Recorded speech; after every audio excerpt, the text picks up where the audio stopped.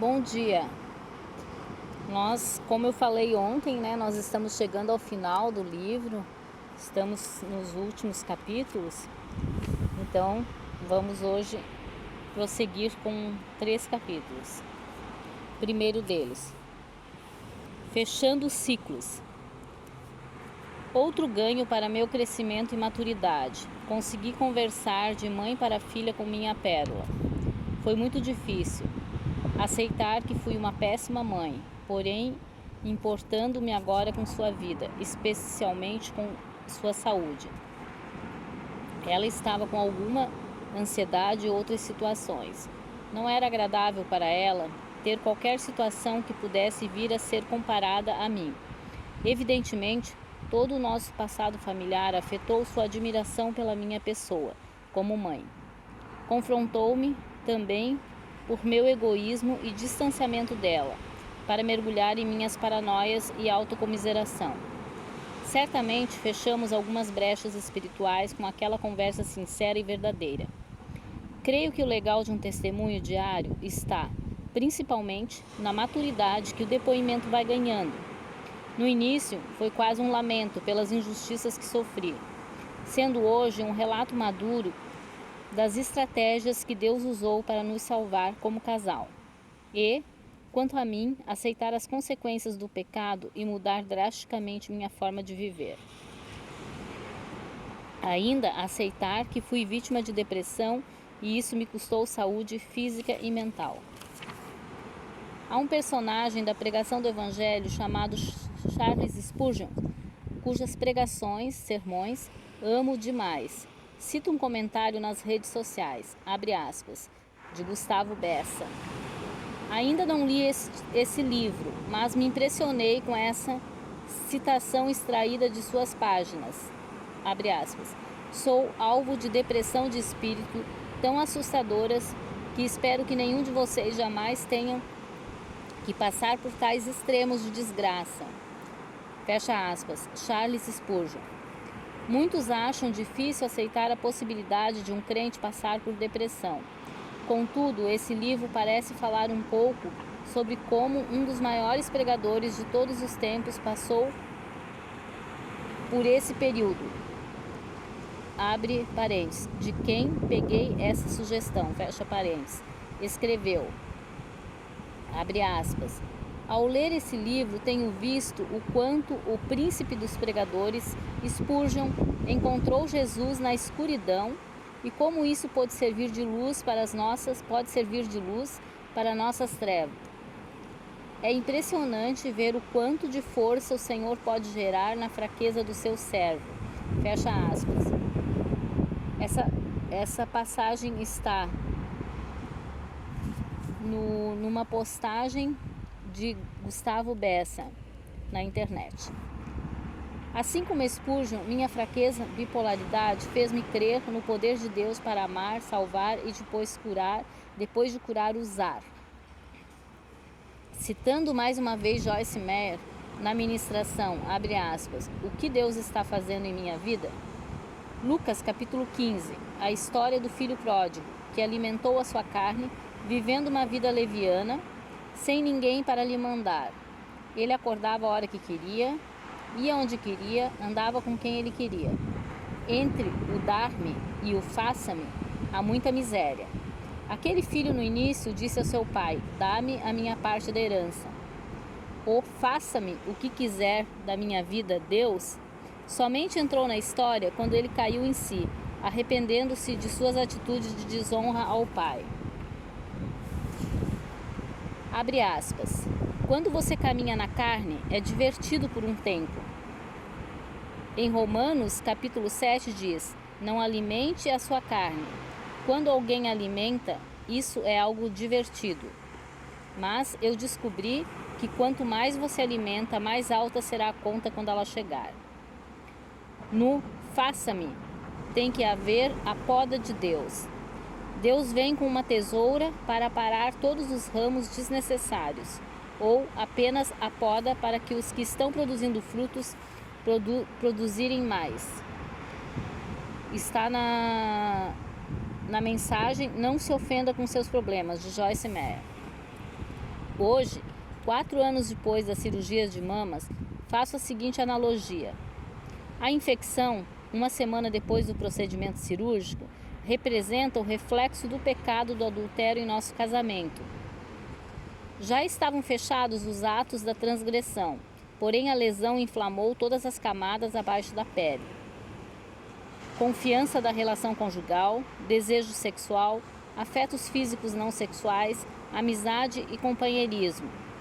Ligações espirituais como uma só carne, um só espírito. As camadas da pele que se formariam eram de dentro para fora, demoradas no tempo de sua formação, abre parênteses, completamente nova, firme e saudável, fecha parênteses. Eram forjadas no limpar com cotonetes a primeira película ainda contaminada. Muita dor e sangramento no processo. Analogicamente, o Espírito Santo vai limpando toda a contaminação do pecado. Doer e sangrar faz parte do processo. Recordo-me daquele período, confronto e, no meu caso, lidar com os eventos psicossomáticos, abre parênteses, perturbação na mente, asma, taquicardia, picos de pressão sanguínea, choros, insônia ou sonolência exagerada e outros, fecha parênteses.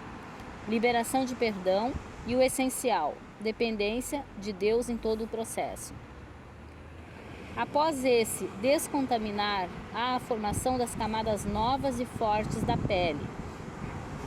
Paciência é primordial nessa marcha progressiva de obter os resultados esperados. Ou seja, analogicamente, no caso de adultério, os cônjuges terão que exercer também resiliência. O que isso significa? Perceber qual camada está totalmente pronta. Confiança da relação conjugal, desejo sexual, afetos físicos não sexuais, amizade e companheirismos. Ligações espirituais com uma só carne e um só espírito, respeitando cada momento. Isto para não forçar a barra e ter como consequência o rompimento da fina e frágil camada recém-formada. Necessário se fará muito jejum e oração, um pelo outro, e restabelecer o respeito mútuo, aquele que o pecado destruiu. Engana-se quem pensa que somente o transgressor desrespeitou a vítima com os efeitos do pecado. Como experiência de quem viveu tudo isso, posso afirmar que um clima conjugal de respeito mútuo vai prevenir o ponto crítico da falta dele, abre parênteses, desrespeito, fecha parênteses, o pecado do adultério. Desnecessário discorrer mais a respeito nesse capítulo, visto que já foi abordado em quase todos os capítulos anteriores. Finalmente, afirmo que hoje se cumpre também a palavra de Deus que reproduzi no início do primeiro capítulo. Abre aspas. Veja, o inverno passou, as chuvas acabaram e já se foram. Aparecem flores sobre a terra e chegou o tempo de cantar. Fecha aspas. Cânticos 2, 11 e 12. Outro capítulo. Perspectivas para o futuro. Enfim, após todo o período de anos de sofrimento, e para que as coisas ruins sejam lançadas no mar do esquecimento, Miqueias 7,19, como Deus o faz sempre com o dia de ontem, necessito ter expectativas com relação ao futuro. Li na internet, na rede mundial de computadores, e achei interessante a seguinte passagem. Abre aspas. Será que a fé em Deus faz diferença na vida de uma pessoa? Na verdade, precisamos escolher em quem esperar ou em quem depositar a nossa boa fé. Se olharmos para o nosso cenário político no Brasil, ficaremos desolados e angustiados. O mundo é pesado, a vida não é justa, coisas boas acontecem com pessoas más, coisas ruins prejudicam pessoas do bem. Jesus disse, no mundo vocês terão aflições, mas tende bom ânimo, eu venci o mundo. João 16:33. Porque todo que é nascido de Deus, vence o mundo. Esta é a vitória que vence o mundo, a nossa fé. 1 João 5,4. Não espere do caos uma ordem. Não espere deste sistema o que só Deus pode te dar. Fecha aspas. Essa passagem está na mensagem Será que a fé em Deus faz diferença na vida de uma pessoa? De Gisela Sanches. Realmente, temos que nos perguntar e correr atrás da resposta à seguinte pergunta: será que a fé em Deus faz diferença na vida de uma pessoa? A resposta deve ser positiva, independente das circunstâncias. Se for negativa ou incerta, estamos fadados ao fracasso em nossa caminhada cristã. Sem dúvida, às vezes parece difícil vivermos como Deus deseja. E a autora citada acima discorre a respeito. Apesar de nossas aflições previstas por Jesus, no tempo em que ele andou neste mundo, necessitamos, abre aspas, pensar com fé, viver com fé e esperar nas promessas de Deus. Quem não aprende a esperar, aprende a desesperar. Fecha aspas. Isso é que irá mudar nosso ano calendário, nossa agenda e, óbvio, nossa vida. Abre aspas. Contudo, o firme fundamento de Deus permanece inabalável e autenticado com esse selo. O Senhor conhece os seus e aparta-se da injustiça todo aquele que professa o nome do Senhor.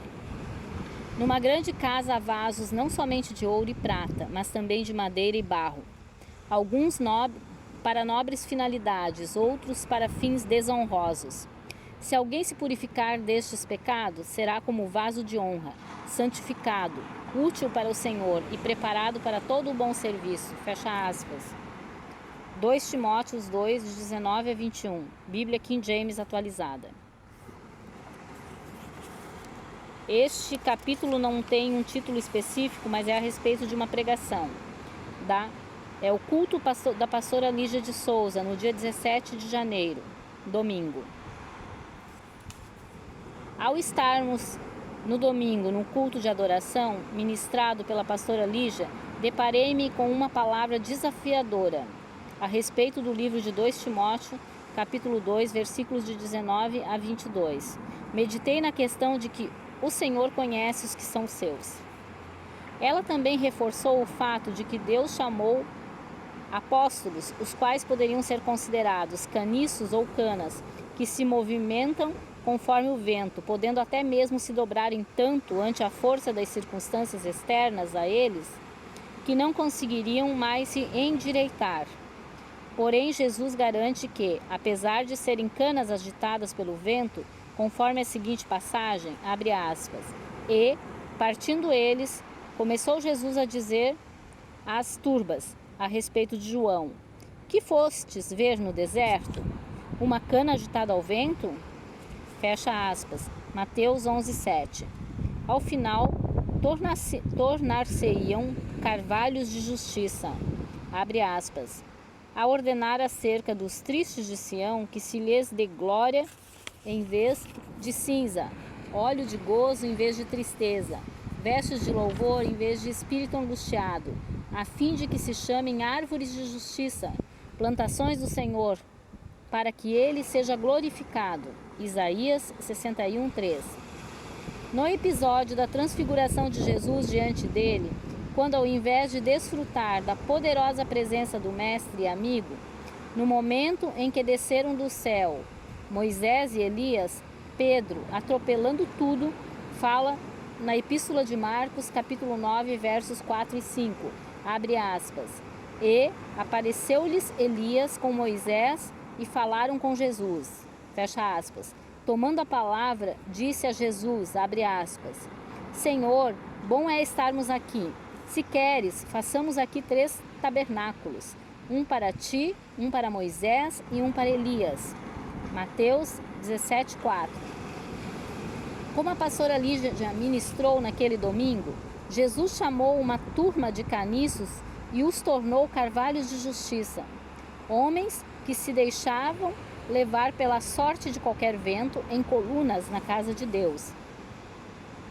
Senti naquele toque do Espírito Santo, usando a vida da pastora Lígia, qual seja a verdade de que eu fora chamada 11 anos atrás como um mero caniço e, sabendo que com a missão de ser carvalho de justiça, vem a mudança de atitude e maturidade espiritual. Mais que isso, com a maturidade espiritual, necessita vir também a natural. Eu necessitava ser madura o suficiente para crer que meu esposo definitivamente era um novo homem, cheio de sabedoria e responsabilidade em Cristo. E hoje seria um braço de Deus na tarefa de me proteger e encaminhar as coisas para a realização de nossos sonhos.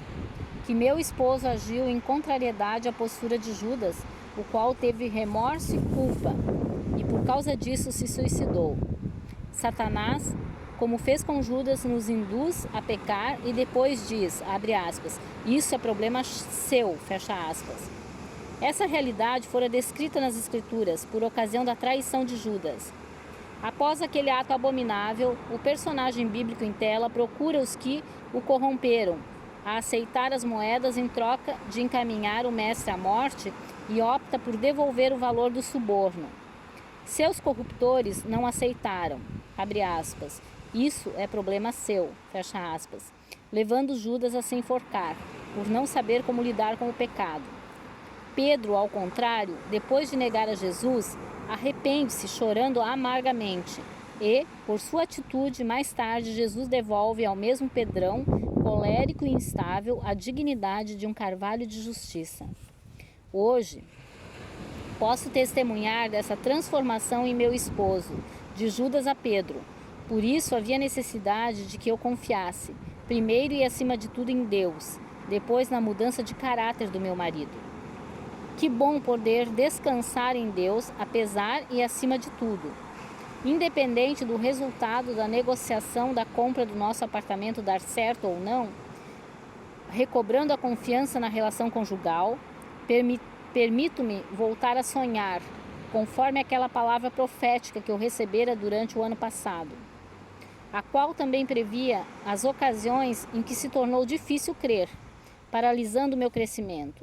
Nada obstante, lembrando que a mesma palavra profética dizia que, abre aspas, tudo que era necessário para prosseguir já se encontra dentro de mim, fecha aspas. Lembrando o texto em questão, abre aspas, reativamos os sonhos. Deus, aqueles sonhos que foram perdidos e pareciam estar acabados, o que parecia dizer, eu não pertenço mais a este mundo. O que foi deixado para trás, Deus, para onde eu irei? Até onde você pode correr? Isso é para você, Gorete. Não existe nenhum lugar em que você possa se esconder. Não existe nenhuma esquina do mundo que vai te esconder do amor de Deus, que vai impedir o propósito de Deus de acontecer na tua vida, que vai te distanciar de Jesus. Então agora, muitas vezes é cansativo. Não é na vontade de Deus, mas todas as coisas já foram depositadas dentro de você. Deus, agora mesmo nós oramos pelos sonhos da Gorete. Nós abrimos os ouvidos espirituais para ouvir. Pai, Tu estás trazendo um fogo consumidor agora. Deus, tudo aquilo que ela desejou e que morreu. Você deixou em dormência talvez, Gorete. Mas, assim como Jesus no terceiro dia, Deus o ressuscitou dos mortos, esse é o seu terceiro dia, Gorete. Esse é o teu terceiro dia, minha querida. Comece a sonhar de novo, comece a viver de novo, comece a amar de novo, porque você foi criada para um tempo como este. Então hoje nós vamos ficando por aqui e eu gostaria de deixar a mensagem de que você ouça mais de uma vez, assista, o vídeo, porque da segunda etapa da minha vida, onde houve a cura e libertação, essa mensagem de hoje, eu creio assim que é a mais forte, foi a mais forte na minha vida nos últimos anos e pode ser a mais forte a te tocar também, ok? Então, até amanhã, um abraço.